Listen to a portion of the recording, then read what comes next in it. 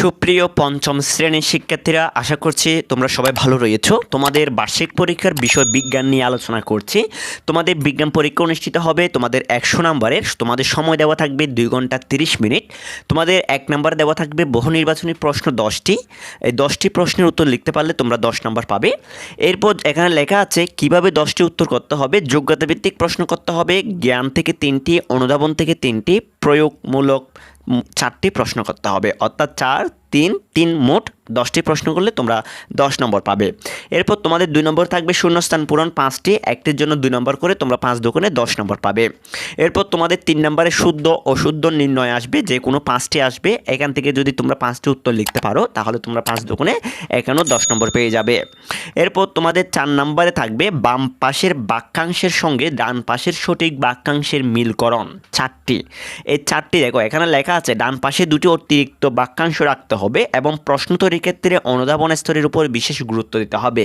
এই লাল লেখাটা এটা তোমাদের জন্য না, এটা টিচারদেরকে বোঝানো হয়েছে।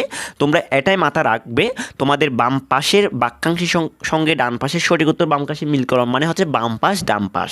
ঠিক আছে, তোমাদের 4টি লিখতে হবে, একটির জন্য 2 নম্বর করে, 4 দুগুণে তোমরা 8 নম্বর পাবে। এরপর তোমাদের 5 নম্বরে আসবে সংক্ষিপ্ত প্রশ্ন, 12টি প্রশ্ন থাকবে, সেখান থেকে 10টি প্রশ্ন উত্তর দিতে হবে।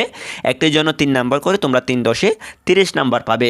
এরপর 6 নম্বরে বর্ণনামূলক প্রশ্ন আসবে 6টি, সেখান থেকে তোমাদের 4টি উত্তর দিতে হবে, একটির জন্য 8 নম্বর করে, 4 8 32 নম্বর পাবে। আশা করছি তোমরা বুঝতে পেরেছো তোমাদের বিজ্ঞান পরীক্ষাটি এইভাবে অনুষ্ঠিত হবে। তোমাদের বিজ্ঞান পরীক্ষায় কী কী আসবে আমি আরেকবার রিপিট করে দিচ্ছি।